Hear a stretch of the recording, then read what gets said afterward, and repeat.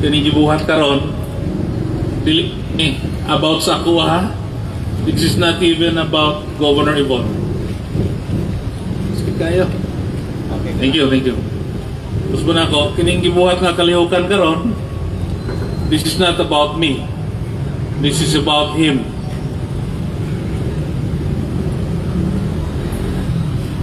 Sa kadaghang kasakit sa akong kinabuhi,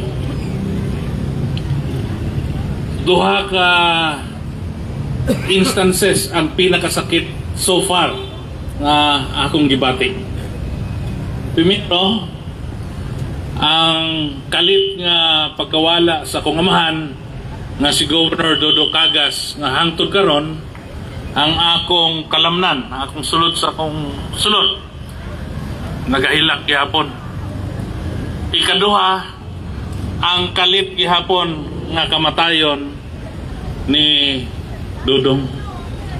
Hangtod karon nagkurog-kurog lang gihapon akong lawas. In a short span of time, for more than a year, gitudluan ko ni Dudong sa duha ka mga pinaka-importanting binhi or virtue sa atong kinabuhi. First, forgiveness. Natudluan ko ni Dudong nga mas maayo nga doon na tay abilidad sa pagpasay. Thank you. Abilidad sa pagpasaylo para sa ingon ana. So ni bro, para sa ingon ana wala tay aligot kasing-kasing.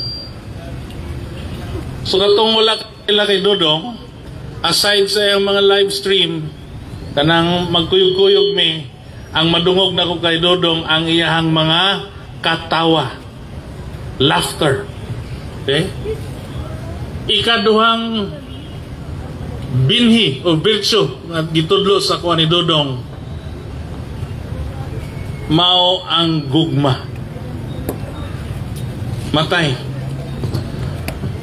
Wala pa ko nakita o kapitan lang ba? Kanang kapitan lang nga ang tininood nga gugma sa mga pobre, sa mga ginadaog-daog, sa biktima sa mga kalamidad. Na kay Dudong tanan? Gilaliman mo na nga muadto siya Cebu on his own initiative na ngayo og mga relief gihatod dito sa Cebu. Masing ako, wala pa na ako na nabuhat masking sa ako ang pribado nga kapasidad. Ang ako lang pagbaso ng mga katauhan sa tanan, mga naminaw og nananaw, kung kanusa pa nga si Dudong nahimo na akong murag igsuon, karon pagyud siya gikuha sa kuha. So naami diri sa akong asawa mag-express og suporta nga unta si Dudong og ang tibuok pamilyang Bukol matagaan na unta og gustisya sa mubong panahon. Di na nato dugayon pa kini. Maayong gabi kanatong tanan.